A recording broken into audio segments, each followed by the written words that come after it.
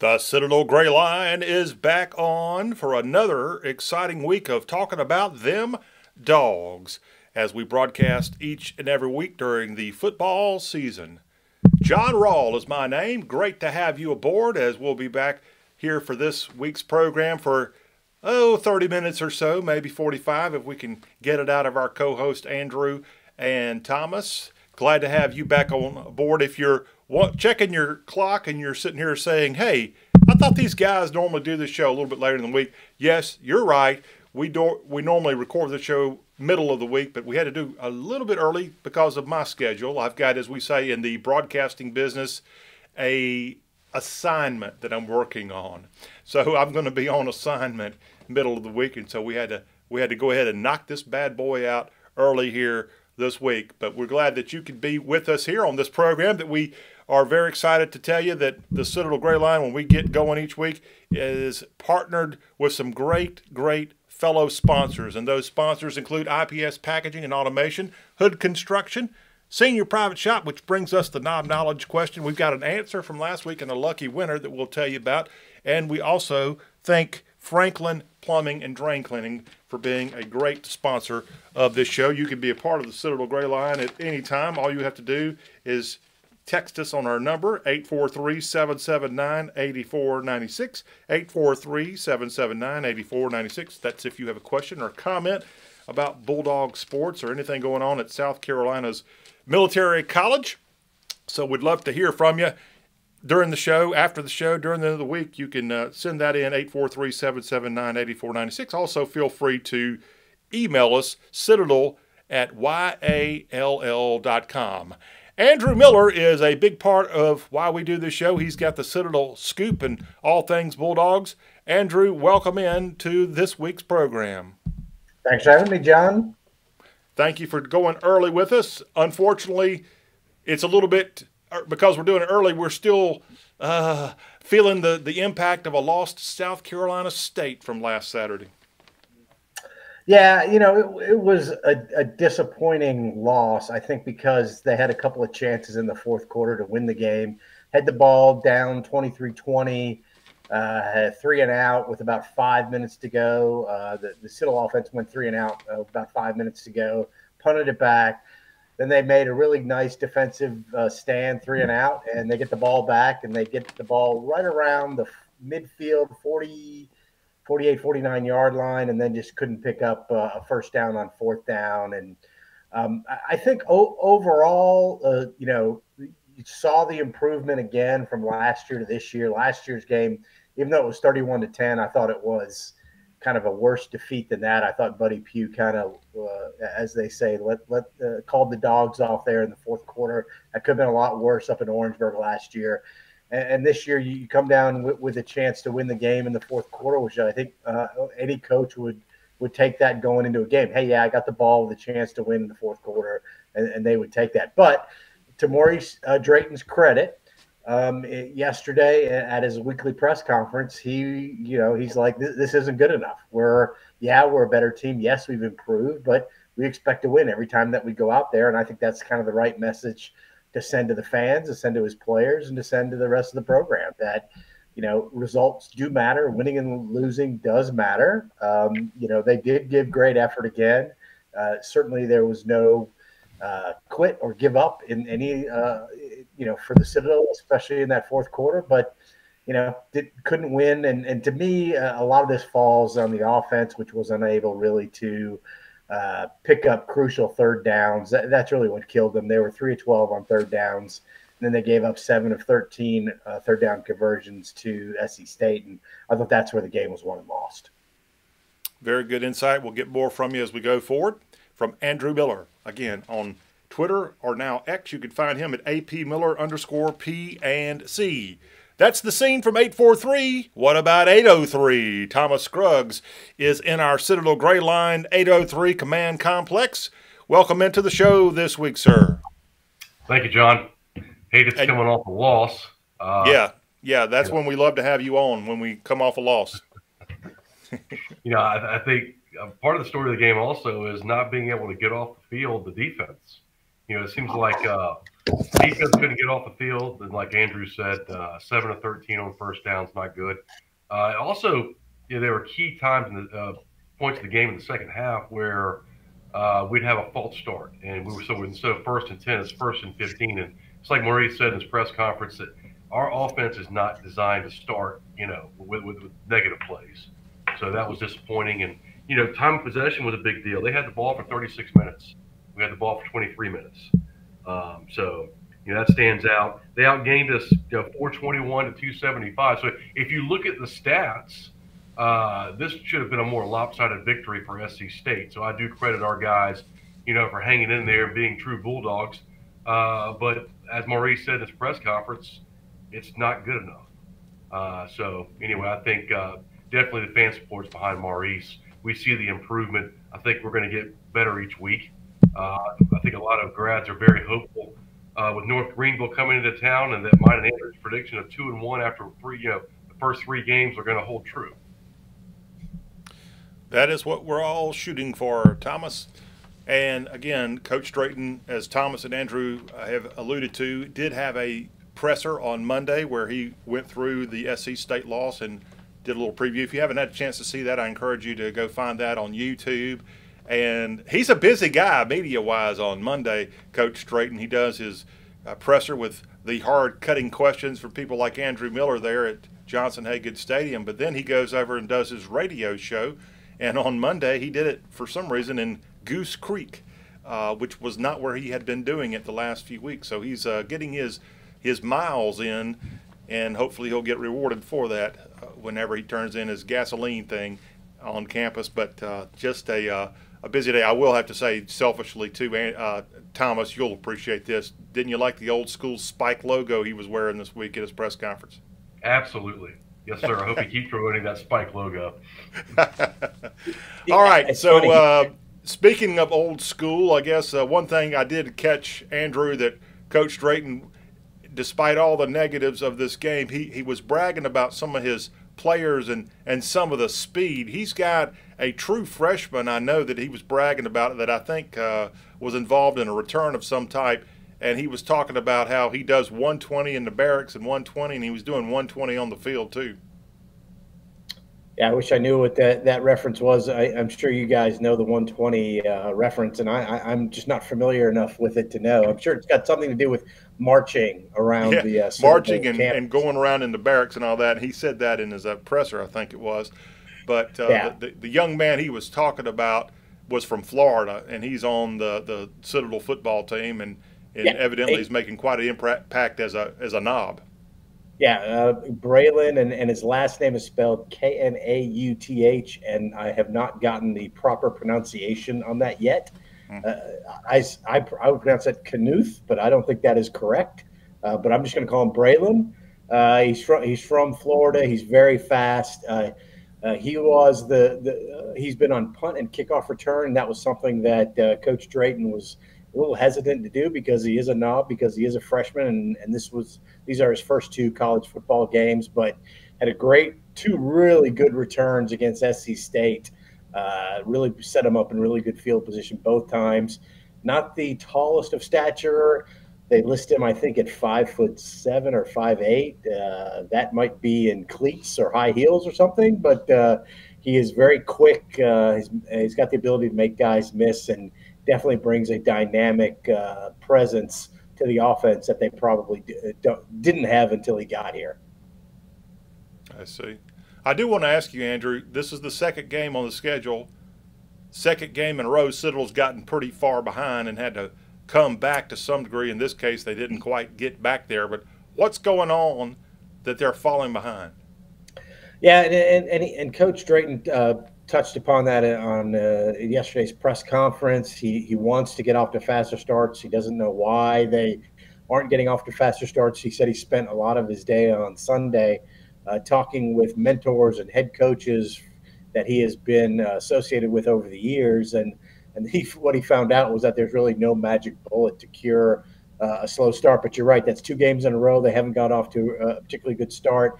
Gave up points again on the first possession of the game against SC State, just like they did against Charleston Southern. That's not what he wants. The good news, at least from the Citadel, is that they were able to answer and get a field goal and tie it up later in, I believe in the first quarter. So the offense did a little bit better, getting off to a little bit quicker start, but still not the start that he'd like, especially offensively. But yeah, I think those are things that are going to be addressed this week again during practice. Mr. 120 Scruggs?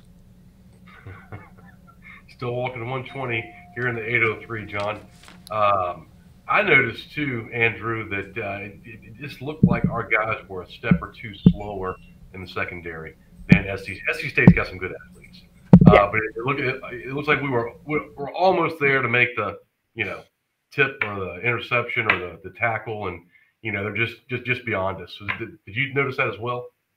Yeah, their team speed still is something. The Citadel's team speed, and obviously South Carolina State's got some very good team speed, but that's something that Maurice Drayton has been trying to address and upgrade in his recruiting and through the transfer portal.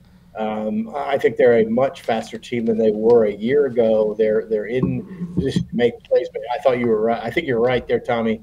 They were about a step behind, half a step behind in some cases where they could have made plays. They could have gotten guys to the ground. I noticed it more defensively for the Citadel than offensively. It was going to be hard for them to get on the corners offensively and to get outside on SC State's defense. But I noticed it a little bit more offensively than defensively for the Citadel. All right.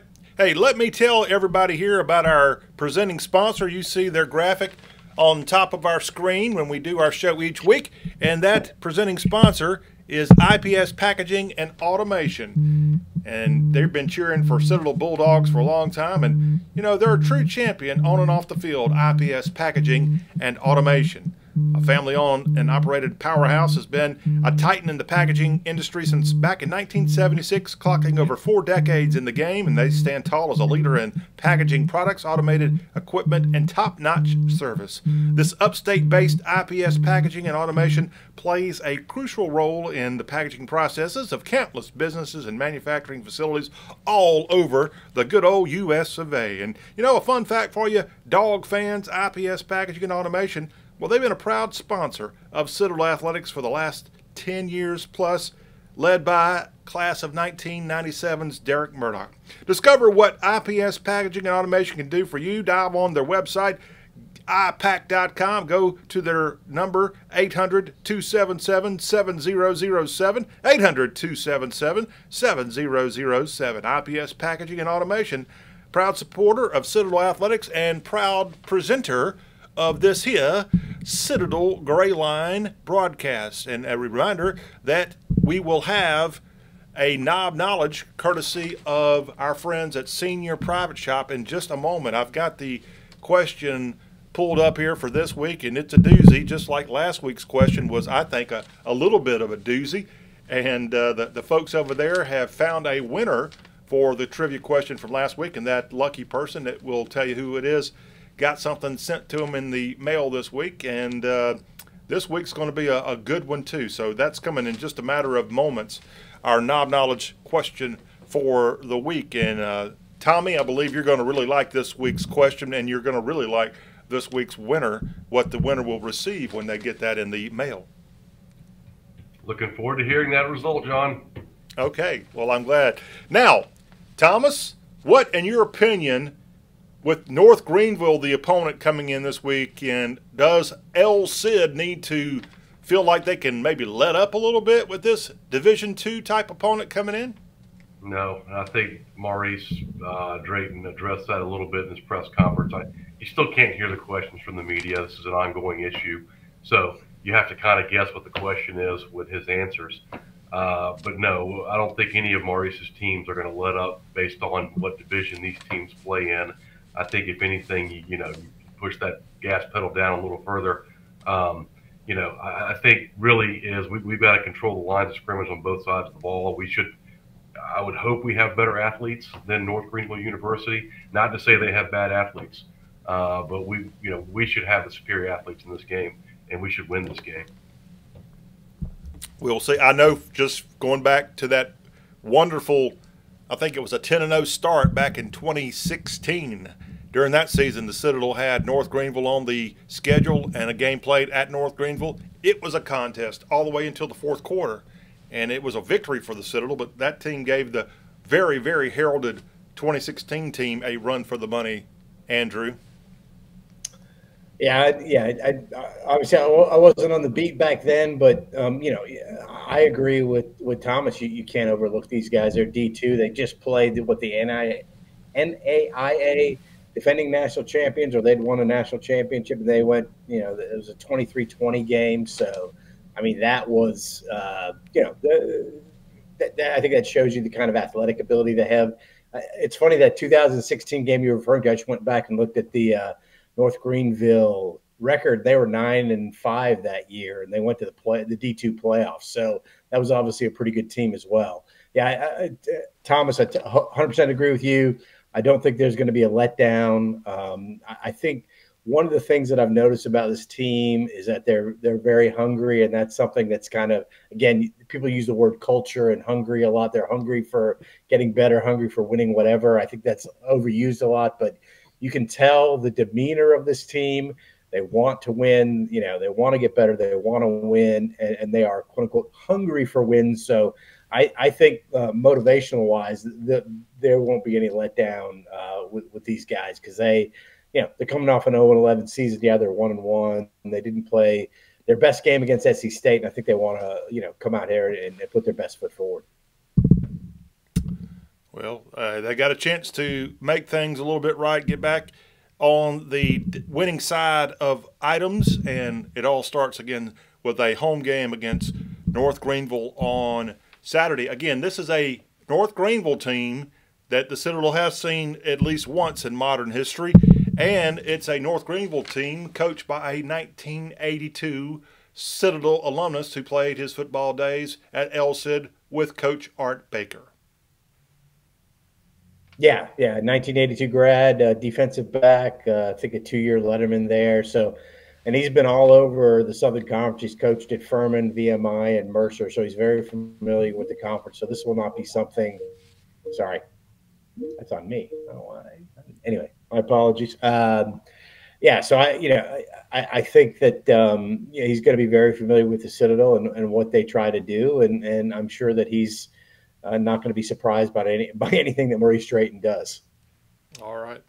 Hey, it is a great chance now, everybody, for us to take a moment to have our Knob Knowledge question of the week. And this is where we get together, thanks to Senior Private Shop, and ask a great Knob Knowledge question. Before we get to this week's question, we got to reward Hayes Lothian. It's our number one, one of our top, I'd say 10 million listeners, viewers that we've got. Hayes Lothian was the winner of last week's Knob Knowledge question. And that question, if you go back and check it out, the question was, we had a lot of people trying to answer it, but Hayes was first. So, if you're first on this show, not if you're first, if you're last. But Hayes, the question for Hayes was, name the Citadel author that has sold more books than anybody. The logical guess would be Pat Conroy. The second guess might be Nancy Mace. She's got a book called In the Company of Men. But the actual winner, and Andrew, you nearly blew it last week, but you didn't, and I credit you for that. But go ahead, Andrew, and tell us what your guess was, which was the actual correct guess. Did you have to give his author name or his real name? I would like both, if you don't mind. I do not know his. I've forgotten his real name, but his author name was Robert Jordan, and the only reason I knew that is because I was perusing one of his books at a Barnes and Noble here in town, many years ago, and he came up behind me, and I like, no joke, I think he was smoking a pipe at a Barnes and Nobles, which I know is kind of odd, but and then said, "That's a very good book," or something like that to me, and I turned around and laughed because I realized who it was. So, did you know that he was even in the Charleston area? Huh? I'm sorry? Did you even know that Robert Jordan would have been in the Charleston area when you picked that book up? The only reason I knew that he was in Charleston or that he was lived in the area, or at least came there quite a bit, was because I got introduced to him on the Citadel campus by a professor. So, and then I think he gave a lecture or a talk that my wife attended as well, because she was a huge fan of that series of books. Okay.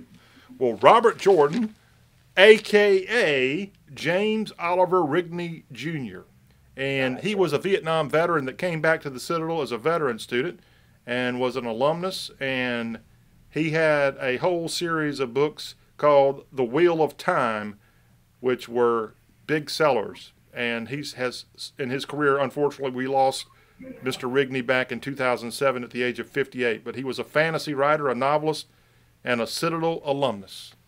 And Hayes Lothian won that prize pack last week from the senior private shop. And as a result of that, he got all kind of goodies, the Lords of Discipline prize pack from senior private shop, because he's got at senior private shop a lot of Lords of Discipline type paraphernalia. That the question last week was raised. We brought up Pat Conroy's name. We'll work on some of these Robert Jordan themes maybe in the senior private shop one of these days. We'll have some fantasy type gear coming up soon. But Hayes Lothian was the winner. That we want to congratulate him for being last week's winner. Now, on to this week's Knob Knowledge question, and we want to try to get an answer while we're up and going here today on Citadel Gray Line. And then if you are the lucky winner, the first person that we see, either text in at 843-779-8496 or email us at citadel@y'all.com. The first person to reach out to us with the lucky winner is going to win the Senior Private Shop Guide-On Prize Pack. And with this prize pack, you get the guide-on of your choice and a pair of matching stickers. Now, I'm going to treat you like a knob, Andrew. Do you know what a guide-on is, Andrew? Oops. No. All right. Well, Thomas, do you know what a guide-on is? Of course. For the lay person out there, it's basically a flag that represents whatever unit, company, battalion, whatever. So the Citadel, we have guide-ons for each company. Yes, we do. And I'm going to show an example of one here in a minute, because that's what you're going to win. Thomas, I will mention you're only partially correct in Citadel world. The guide-on is also the name of the little book you get where you're supposed to learn all the stuff. Yes, it is. Maybe that's you not didn't what get you one were of those in referencing, your John. day. I know what that guide-on is. Thank you. Okay. But you are correct on the whole flag thing. So you get a guide-on prize. We're going to make, honestly, I think when we get done with this show, Andrew's going to feel like he is the regimental commander, which he may not know what that word means, but we'll teach him. We'll hold his hand. Okay. Guide-on prize pack coming your way for the winner of this week's Knob Knowledge question. The question is, and Thomas, this week I want you to mute your mic because I'm afraid you might blurt this out. The question is, the class of 1944 at the Citadel is known as the class that never was, where all but two of them were called up for duty in World War II. Outside of the time of federal occupation after the Civil War, there are two other classes that have no graduates that appear on the Citadel's alumni rolls. Can you name either one of them? Again, the question is from Senior Private Shop, the class of 1944, known as the class that never was, where all but two of the class were called up for duty in World War II, and outside of the time of federal occupation, there are two other classes that have no graduates appearing on the Citadel's alumni rolls. If you can name either one of those classes, you get the guide-on prize pack, and you get your guide-on of your choice and a pair of matching stickers. And it's time for me now to model off to Andrew and the world exactly what the heck is a guide-on. And here we go. This is a guide-on. This is one of the stickers that you'll get from Senior Private Shop, and it's the thing they have at parades. If you ever look out there during a parade, each company has a little flag like this. And in this case, this one is the SCCC, which, Thomas, you may not know, stands for South Carolina Corps of Cadets. And then, Thomas, I know you don't realize that this D down here stands for the mighty Delta Company. And John, are you reading off a teleprompter? No, I'm not. And so you get this sticker. You get a little smaller version of the sticker here. And maybe you got one in the mail from Senior Private Shop. They actually have real guide-ons, like ones you can like fly at your house. that I think you'll be included in this guide-on prize pack. I think. But you get, when he says your choice, I guess you get to pick out your company of choice. And so pretty neat little prize pack. Again, to the lucky Knob Knowledge question of the week, we wish you all the best. And let me pull up that text number one more time. If you know the answer to the Senior Private Shop Knob Knowledge question this week, 843-779-8496 is how you can find out what's going on. And we are building great things here with each and every broadcast of Citadel Gray Line. And you know what? There's a company in South Carolina that builds great things too. It's Hood Construction. Hood Construction builds it the right way. For 38 years, they've been building it the right way. This full-service construction management company with all these years of service in South Carolina, North Carolina, and Georgia. Hood Construction takes a very holistic approach to their clients' businesses and their project objectives in order to find the best value solutions. Go to their website, hoodconstruction.com, and you can check out their featured projects. You know, if you're in Eastover, you can check out the Camp Cole Southeastern Freight Lines Activity Center.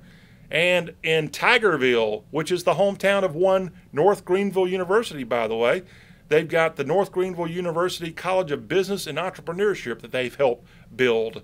And just so many cool projects they've got going in South Carolina and beyond. Again, at hoodconstruction.com, Citadel-led. They do a fantastic job. Check them out, hoodconstruction.com, and let me show you a Hood Construction alum right there. What are you working on? Do you mind telling us what kind of projects you got? I don't mind at all, John. Actually doing an addition to a church here in downtown Columbia, working on, we're going to start a big project at the College of Knowledge, the Student Life Center renovation. That will start first quarter of next year. So very excited about that project. All right. And you did all this with what kind of degree from the Citadel? History. I did all this with a history degree. Yes, sir. But he actually does really good work. If not, I know Hood's not going to hire a lackey. And so you must be pretty good at what you do there. That's the rumor. So, yeah, no, it's good. I love my job. Love coming to work every day. All right. Well, we're glad you enjoy your job. And, you know, this job that I've got here, host of the Citadel Show, is, well, it ain't too bad either. All right, gentlemen, Citadel football's got to get this North Greenville game going. I do want to do one little fun thing, if you will. This past weekend was the home opener at El Cid. It was the Hall of Fame weekend and more. Andrew, off the field, anything kind of cool, any other sights and sounds that you want to share with us from this opening weekend for Bulldog football? I saw Jan Taff there at the game, and it had been a number of years since I'd seen her. Great to see her. We only got to talk very briefly. I covered when Charlie was there. I think for his last 4 seasons, I was the beat writer, and I knew Charlie pretty well. So it was great to see her, and obviously the honoring of Stanley Myers was fantastic to see. And tragic death last year, but those are kind of the cool things that happened over the weekend. Right. And since we're talking about Citadel coaches' families from the 90s, Don Powers, who also has passed away, he was the coach after Charlie Taff, if you don't know Citadel football from the 1990s. In recent months, I am pretty active on YouTube. We have a great little YouTube channel that includes this program here, if you get a chance to subscribe to CRM Sports on YouTube. But his son, evidently, has put up a bunch of old Charlie Taff shows that you can access on YouTube. And he's even got the 1992 Citadel win over Arkansas that I've actually never seen most of that game until this recent upload on Powers' son's page. I'm not totally sure of his first name, but just if you search Citadel Arkansas 1992, you'll see that thing pop up, and it's pretty cool to go back, because that game was not any kind of SEC broadcast or anything like that back in 92 when Coach Taff led the Citadel to a 10-3 victory over Arkansas. And I will say this game, unlike the 1990 win over South Carolina, it was actually true to form radio broadcast with the game film. That 1990 game, 38-35 victory over the Gamecocks, they didn't have the radio broadcast, original broadcast with the film. So Ted Byrne, the late Ted Byrne, went in and recut the game after they did it. I guess maybe even sold copies of it. But this one from 92 was true. How do I know that? One of the funny things, and Thomas, you know this guy, Judson Bomer was the hero of that 92 win over Arkansas, returning a fumble, the first fumble ever returned for a touchdown in NCAA history, by the way. He mentioned that Judson Bomer's speed could be measured by sundial. Wow.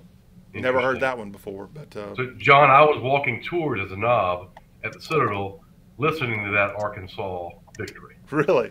And yes, why would absolutely. young knob Scruggs be walking tours literally within the first few weeks you were on campus? I believe that's right. No, you know No, what? no, no. I'm sorry. This would have been That your was that was sophomore year. That was 1992.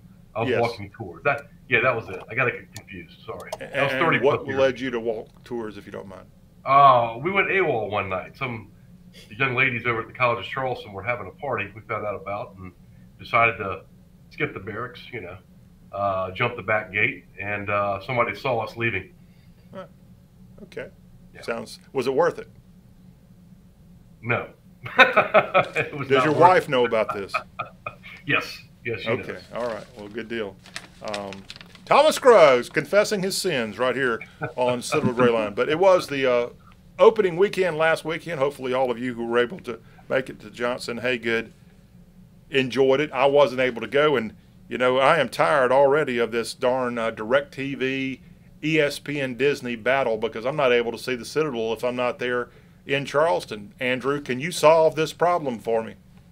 I have DirecTV too. It is incredibly frustrating. You can't. The only not positive thing. I have ESPN Plus, so I can watch. I can still watch the games online. But yeah, I'm getting out of DirecTV here in the next few days. That was the last straw for me for them.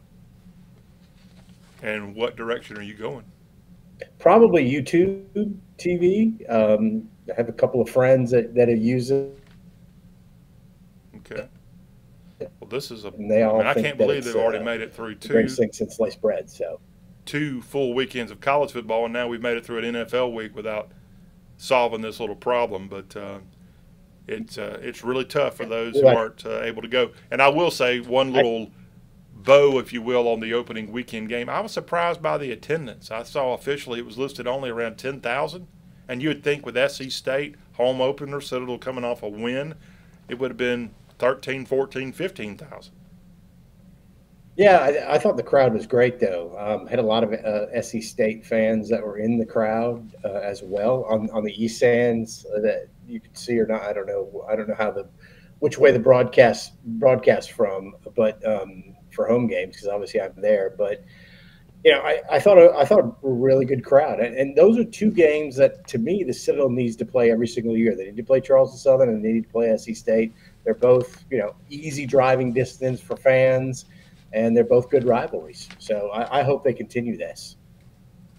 All right. Feedback coming in on the Citadel Gray Line's Facebook page. Find us at Citadel Gray Line on Facebook. Just put that Citadel Gray Line, facebook.com/Citadel Gray Line. Alan Mitchell, regular viewer of our broadcast, says, "Go Dogs." Well, Alan, we appreciate that, and we hope perhaps when we get back together next week, we'll be getting a victory to talk about coming your way.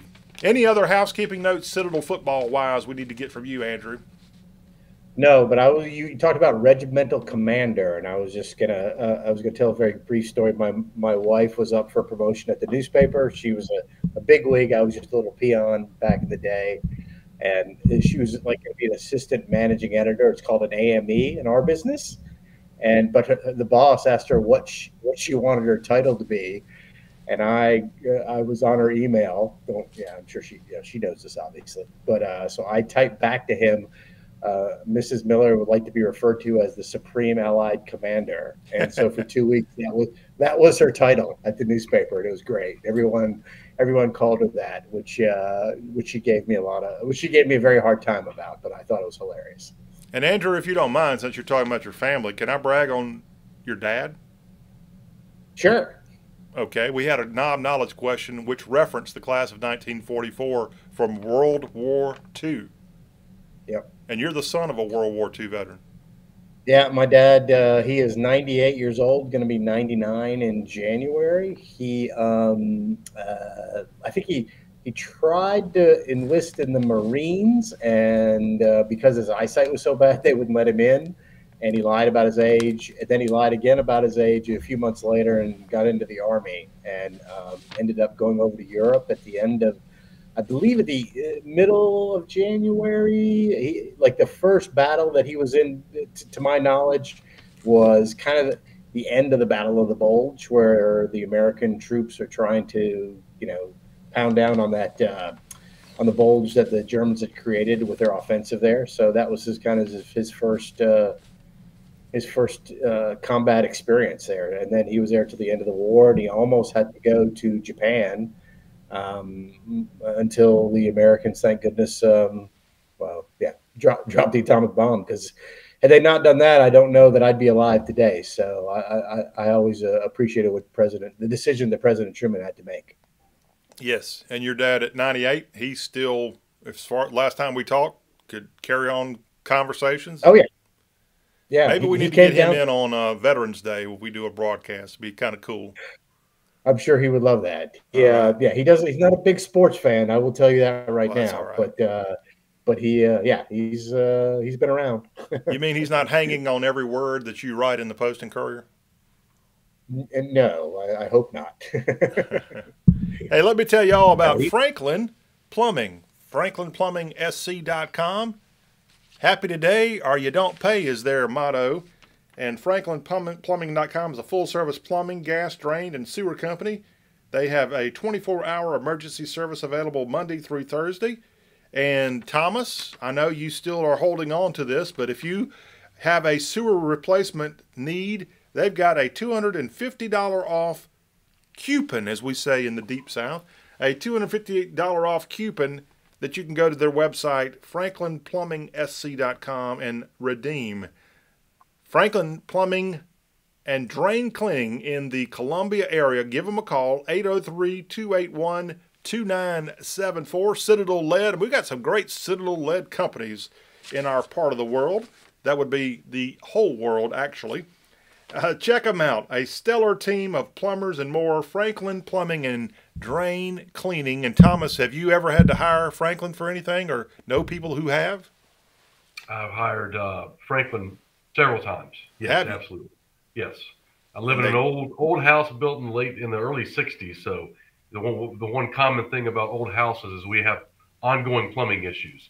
So anytime I have a plumbing issue, I definitely call Josh and his team over at Franklin. All right. Is that the 19 or 1860s or 1760s? That would be the 1960s. Okay, because, it'd be a pretty challenging plumbing call, I'm sure, if it goes to a couple of centuries of yesteryear. All right, let's talk a little bit beyond football here while we've got a chance. The Citadel, volleyball team has been up and going and doing well to start their season. Any updates on that front there, Andrew?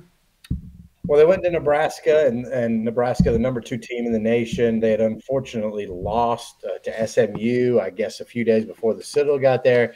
Citadel lost in 3 sets to Nebraska, but I thought purported themselves with the same kind of grit and perseverance that we come to kind of know from them. But, Nebraska is just, that it's like playing Alabama. It's like playing Georgia now in college football. They're the measuring stick that everyone else measures themselves by. So, but I thought they went out there in obviously a great atmosphere. I think they had 12,000 people. It was sold out again, and played well. And again, a tough place, Nebraska, and a long road trip. They still seem to be back and going. And I know what happened last year with the tremendous start they had, only to miss out on the NCAA tournament has to be, as you say, something that gives them the grit and grind to want to come back this year stronger and make it into that NCAA tournament. Ed Conroy's team's getting a little bit closer to the start of their season. I guess that would be early November when the Bulldog basketball team is up and going. Any news from that front? Well, it's going to be another challenging year for Ed because he lost, basically his starting five, unfortunately, through transfers and then guys who just graduated. So there'll be some challenges there. He's got three returning guys: Christian Moore, who's coming off an ACL, and I thought had he been healthy last year, they would have won, a few more games because of the Winston Hill injury, but. They got some D3 transfers, some guys who played really well at the D3 level, and hopefully they can add a little offensive scoring touch to the Bulldogs. But going to be another challenging year for Ed because he's having to retool his roster. It seems like every single year that he's here, and that's just tough. You just can't get any continuity that way. The NCAA transfer portal is, especially when it comes to men's college basketball, that's where it's most active, and guys are changing teams. It seems like as quickly as they change their shoes. So it'll be interesting to see what Ed can do with this group. Thomas, any thoughts on Citadel athletics from you, sir? No, I'm just focused on football right now, mostly, John. You're still trying to get past. We kind of the clock ran out on us last week. You're still dumbfounded by the whole not having the money to pay for an iPad. Yeah. I don't want to revisit that right now. I do have news on that front, and it will be into Thursday's paper. Outstanding. Okay, well, go ahead and tell us the whole article right now, Andrew. not yet, because I don't have all the details. But I think that the electronic advantage that some of the teams have had this year so far will be balanced out come hopefully this weekend, but if not this weekend, then next week against Mercer. Andrew, you've kind of teased us, and one thing I have a hard time with is people who tease. You teased us when we first got going this fall about an upcoming big expose on Citadel athletics. Has that dropped? No, it is not. It's I am still working on it. It's a big story. I am waiting. The last thing I need is just some statistics on enrollment, and especially knob enrollment from 2019 to this current year. And once I get that, I've written large portions of it, but that's really the right now that's the stumbling block for me finishing up this thing. But that should hopefully, trust me, my editor wants that as bad as anyone does, and I want to get it off my plate because the busy season's really coming up here in the next few weeks. Yes, sir. Well, we're glued to that. Again, follow whenever he has that thing out there for all of us to read. At AP Miller _P&C is how you can find him on X and all of his other social media channels too. I want to ask Andrew, I think I'm correct on this, but you're the guy that follows this stuff. Have you heard about any Citadel alum who's currently on an NFL roster since that organization just got up and going for the new year? I am not up to speed on that as well as I should be. I'm embarrassed to say. I thought the guy who played for the Baltimore last year, the wide receiver, what was his name? Raleigh Webb. Raleigh Webb, yeah. I thought that he caught on with another team, but I could be mistaken. Okay. I might look that up right now. But yeah, I'm trying to think. Yeah, anyone else? Yeah, I'm not aware of. I didn't think this guy was still on a team. I tried to get him on last week, and I'm having a hard time. If somebody can email or text information for this man, because I tried to reach him through Instagram and it hasn't worked so far. D. Delaney, I'd love to have him on as a guest because he's the anti-carpetbagger. He's a guy who's gone from the Citadel to another school, in that case, Miami, and then went on to play in the NFL. So I'm just kind of curious what his career in the NFL was like, and is he still trying to get on? A guy, a South Carolina native that was a big part of those mid-2015, 2016 programs under Coach, let's see, Mike Houston, I guess, would have been the original coach for him, and then maybe Brent Thompson that other year. But love to get him on if y'all know a way for us to get D. Delaney on the program. And Raleigh Webb is playing for the Tampa Bay Bucks. All right. Great. Outstanding. That is fantastic news. All right. Any other housekeeping notes, anything we need to know before we get out of here this week? Not from me. Not from you. All right. Well, let me double check our friendly email. somebody's still wanting to get a microphone at the press conferences, Andrew, can you put a bug in the ear there? I have. And last week I said something to Jay Sullivan, the sports information director, and they are efforting it. Okay. I've got a couple of microphones here at our West Citadel Gray Line studio if they need to borrow it. I can. It does not give me much comfort that maybe they'll rename the stadium after us. Thanks a lot, guys. Again, we'll be back on here to talk about North Greenville. And who's the opponent after North Greenville? Mercer, and that's a road game, correct? Correct, and they should be nationally ranked. If they don't lose this week, I think they were in the top 20. I think they were 25 or 24 this past week. So, yeah, they should be ranked when the Citadel faces them. And a SoCon opener for Coach Drayton and them Dogs. Well, guys, have a wonderful rest of your week. Again, thanks for coming on a little early to do it this week. All right, thanks, John. Thanks, John. And we appreciate all of you again for being a part of what we call Citadel Gray Line. You can catch this show podcast if you want to listen to podcast audio only. We're in iTunes. We also have this show uploaded on YouTube. Check it out, CRM Sports. And then you can always get us on our Facebook page, which is Citadel Gray Line. Thanks to our great sponsors, IPS Packaging, Hood Construction, Senior Private Shop, and also to Davis Plumbing and Drain Cleaning. We will be back here next week for more fun, getting you ready for that SoCon opener. Until we meet again, y'all, have a great weekend. Go Dogs and fall out.